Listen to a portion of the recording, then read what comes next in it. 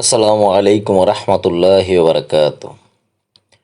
প্রিয় দিনী ভাই ও বোন, একটু ভাবুন তো, এখন যে অবস্থায় আছেন ওই অবস্থায় যদি আপনার মৃত্যু হয়, অথবা যদি আজ রাতেই আপনার মৃত্যু হয়ে যায় আর আপনার জীবনের সব গুনাহ আল্লাহ তাআলার কাছে লেখা থাকে, তাহলে আপনার কি অবস্থা হবে?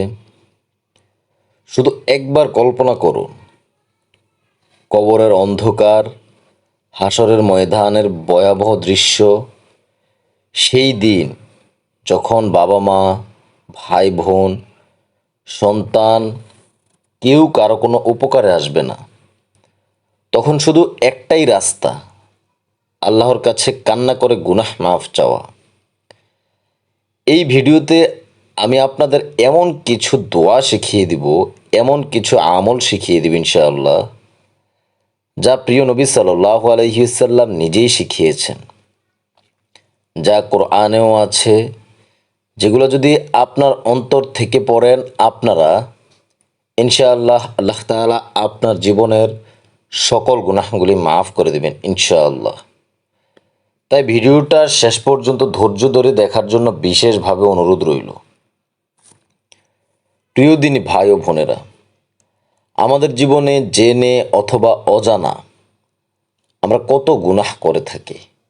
মিথ্যা কথা বলি, পরনিন্দা, অন্যের হক নষ্ট করি, অশ্লীলতা, নামাজ কাজা, মা বাবার অবাধ্যতা, কান দিয়ে কত গান শুনতেছি, কত হারাম কাজ করতেছি, এই হাতের দ্বারা কত কাজ করতেছি, আর আমরা একটু ভাবি না যে আল্লাহ তাআলা আমাদেরকে এই সকল গুনার জন্য কতটা শাস্তি দান করবেন।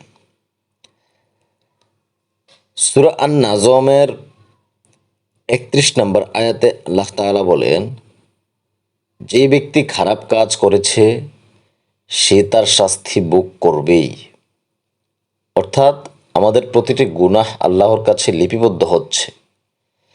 একদিন এই গুনার হিসাব আমাদের ধ্বংসের কারণ হতে পারে। কবরের আযাব, হাসরের ভয়াবহতা, সেই দিনের লজ্জা, ভয়, এগুলো চিন্তা করলেই চোখ ভিজে যায়। প্রকৃত মুমিন তো তারাই, যারা এসব নিয়ে চিন্তা করে আল্লাহ তাআলার কাছে ক্ষমা চায়। আপনি কেন ক্ষমা চাইবেন? ক্ষমা প্রার্থনার গুরুত্ব এবং নবীজি আমাদেরকে এই ক্ষমার বিষয়ে কি বলেছেন সেটা বলার পরেই আমি আপনাকে ছোট্ট একটা দোয়া শিখিয়ে দেব ইনশাআল্লাহ।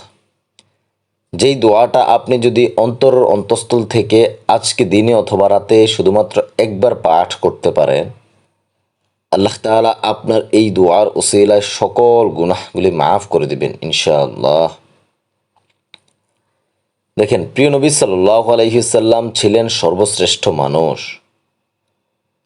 তবুও তিনি প্রতিদিন অন্তত ৭০ থেকে ১০০ বার ইস্তেগফার পাঠ করতেন।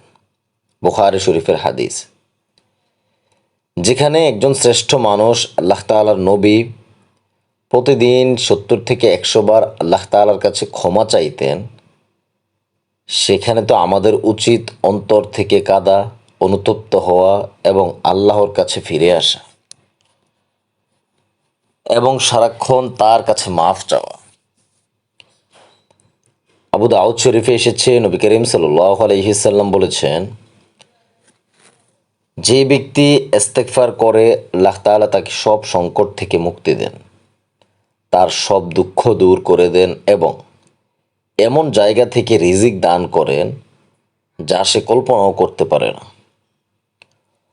অর্থাৎ আপনি যদি ইস্তেগফারের সাথে কানেক্টেড হন, ইনশাআল্লাহ এই ইস্তেগফারই আপনার জন্য যথেষ্ট হয়ে যাবে ইনশাআল্লাহ। আমি আপনার কাছে ছোট্ট একটা অনুরোধ করব, আপনি যদি আমার চ্যানেলে নতুন হয়ে থাকেন, চ্যানেলটি সাবস্ক্রাইব করে অবশ্যই সঙ্গে থাকবেন এবং এই ভিডিওটা শেয়ার করে দিয়ে পরিবার, পরিজন, আত্মীয় স্বজন যারা আছে সবাইকে দেখার সুযোগ করে দেন। হয়তো আপনার একটা শেয়ারের কারণে তাদের জীবনের গুনাহ মাফ হতে পারে, আল্লাহ তাআলা তাদের সকল গুনাহগুলি মাফ করে দিতে পারেন এবং মৃত্যুর পরে হয়তো জান্নাত পেতে পারেন। আর আপনার কারণে কেউ যদি আমল করে, সেটার সওয়াব কিয়ামত পর্যন্ত আপনার আমল নামে উঠতে থাকবে। তওবা করেন আল্লাহ তাআলার কাছে, কেননা সূরা জুমারের 53 নম্বর আয়াতে আল্লাহ তাআলা বলেন, হে আমার বান্দারা, যারা নিজেদের উপর সীমালঙ্ঘন করেছ, অর্থাৎ পাপ করেছ, তোমরা আল্লাহর রহমত থেকে নিরাশ হইও না। নিশ্চয়ই আল্লাহ তাআলা সমস্ত গুনাহ মাফ করেন। অর্থাৎ আপনি জীবনে যত বড়ই গুনাহ করেছেন না কেন, যত বেশি করেছেন না কেন, আল্লাহ তাআলার কাছে পরিপূর্ণ তওবা করে ফিরে আসেন তার পথে, ইনশাআল্লাহ আল্লাহ তাআলা আপনাকে অবশ্যই রহমত দান করবেন। 5 ওয়াক্ত নামাজের সাথে সাথে ইস্তিগফার এবং তওবা তাহলিলের সাথে কানেক্টেড হয়ে যান। আরেকটা কথা মনে রাখবেন, প্রতিদিন কিছু, যতটা সম্ভব, যতটা তৌফিকে দান, যতটা তৌফিকে কুলাবে দান করার চেষ্টা করুন। ইনশাআল্লাহ আল্লাহর রহমত পাবেন। আবার ঠিক তিরমিজি শরীফের 3540 নম্বরের আরেকটা হাদিস আমি আপনাকে শোনাই। রাসূল সাল্লাল্লাহু আলাইহি সাল্লাম বলেন, তুমি যদি আকাশ পর্যন্ত গুনাহ করো, তারপর তওবা করো, আল্লাহ তাআলা তোমাকে ক্ষমা করে দিবেন। সুবহানাল্লাহ। অর্থাৎ গুনাহের পাহাড় আমাদের সামনে থাকলেও এক ফোঁটা চোখের পানি তা ধুয়ে দিতে পারে। প্রিয় দিনী ভাই ও বোন, একটু অন্তর দিয়ে চিন্তা করেন, কি করার কথা ছিল আপনার, আর আপনি কি করতেছেন।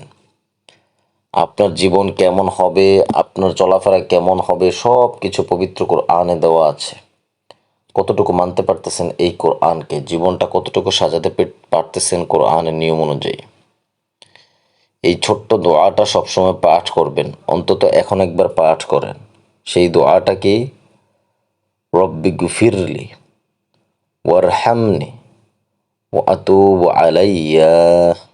পড়েন, রব্বি গফিরলি ওয়ারহামনি ওয়া আতুবু আলাইয়া।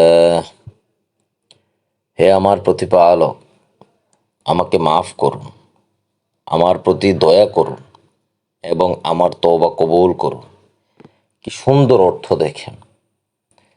এটাকে গুনাহ মাফের সর্বশ্রেষ্ঠ দোয়া বলা হয়। প্রিয় দিনী ভাই ও বোনেরা, জীবনটা খুবই ছোট। আজ যদি আমরা অন্তর থেকে আল্লাহর কাছে ফিরে আসি, কাঁদি, ক্ষমা চাই, ইনশাআল্লাহ আল্লাহ তাআলা অবশ্যই মাফ করে দিবেন। ভিডিওটা যদি সামনে পড়ে আপনার, দেখার পর একটু চিন্তা করেন, একটু সময় নেন, একটু কাঁদুন। মনে রাখবেন, আল্লাহ তাআলা কখনো অনুতপ্ত হৃদয়কে ফিরিয়ে দেন না।